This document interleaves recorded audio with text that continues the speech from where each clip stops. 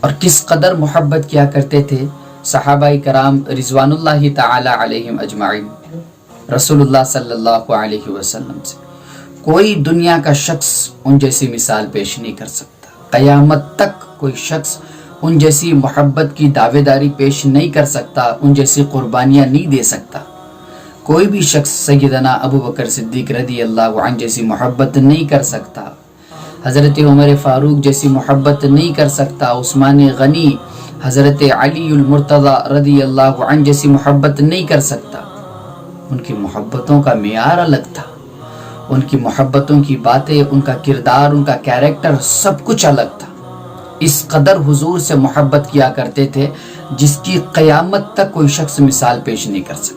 اس قدر ادنا سے ادنا ان جیسا ایمان کوئی شخص نہیں بنا سکتا۔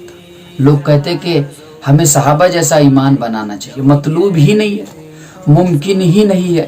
انہوں نے اپنے دور حیات میں، اپنی زندگی میں اس دنیا کے سب سے خوبصورت شخص کو، اس دنیا کے سب سے بہترین و اعلیٰ شخص کو اپنی نگرانی کرنی تھی۔ ان کی رہبری میں آ کر، ان کی اطاعت میں آ کر، ان کی فرما برداری میں آ کر انہوں نے اسلام قبول کیا۔ انہوں نے وہ قربانیاں دی ہیں جس کے تعلق سے ہم پڑھ سکتے ہیں، ہم ان قربانیوں کو دے نہیں سکتے۔ ہم میں سے کوئی عمار و یاسر نہیں بن سکتا، ہم میں سے کوئی سیدہ سمیہ رضی اللہ عنہا جیسا کردار و کیریکٹر نہیں ادا کر سکتا۔ کس قدر قربانیاں دی ہیں صحابہ کرام نے۔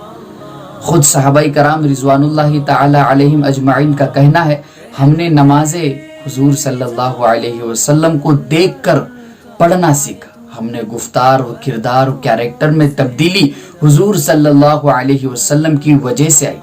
ہم نے اپنی بیویوں کے ساتھ حسن سلوک کیا، اپنے والدین کے ساتھ حسن سلوک کیا، حضور صلی اللہ علیہ وسلم کو جان کر، حضور صلی اللہ علیہ وسلم کو دیکھ کر۔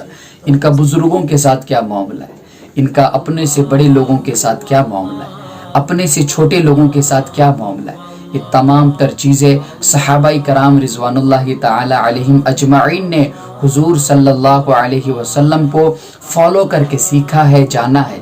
حضور صلی اللہ علیہ وسلم کی بات نرالی ہے، ان کا کلام نرالا ہے، ان کا انداز گفتگو نرالا ہے۔ اس لیے صحابہ کرام حضور سے بہت زیادہ محبت کیا کرتے ہیں۔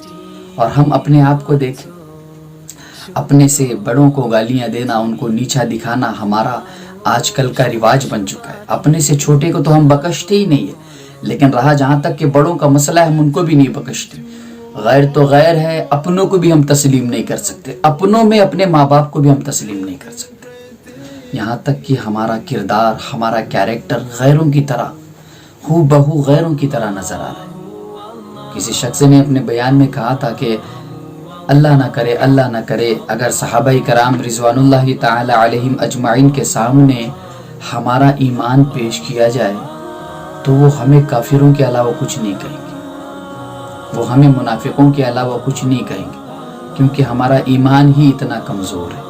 ہم صبح میں مومن ہو جاتے ہیں، شام میں کافر ہو جاتے ہیں۔ بظاہر مسلمانوں میں ہم مسلمان نظر آتے ہیں، لیکن جب اکیلے میں ہوتے ہیں ہمارے اعمال و افعال کا اللہ محافظ ہے، وہ اللہ ہی جاننے والا ہے۔ ہم اپنی تنہائیوں کو کس طرح گزارتے ہیں، سوائے گناہوں میں اور دوسروں کی برائیاں کرنے میں ہماری تنہائیاں نہیں گزرتی۔ اور محفلوں میں تو کوئی بھی اللہ کو یاد کر سکتا ہے، محفلوں میں کوئی بھی اللہ کے رسول کے چرچے کر سکتا ہے۔ اصل تمہارا ایمان ٹٹولا جائے گا جب تم اکیلے میں ہو، تمہارے پاس موبائل ہے، اب تم اس میں کیا گناہ کرتے ہو، وہ اصل میسج ہے جو تم اپنے آنے والے نسلوں کے لیے باقی رکھو گے۔ وہ اصل کردار ہے کہ تم کس طرح سے اپنے چھوٹوں پر شفقت، اپنے بڑوں سے محبت بھرے لہجے میں بات کر سکتے ہو۔ اصل تو یہ کہ تم اپنی تنہائیاں کس طرح گزار رہے ہو، نمازوں میں گزار رہے ہو، تم اگر روزے دار ہو تو کس طرح سے اپنے روزے کو مکمل کر رہے ہو، یہ اصل بات ہے۔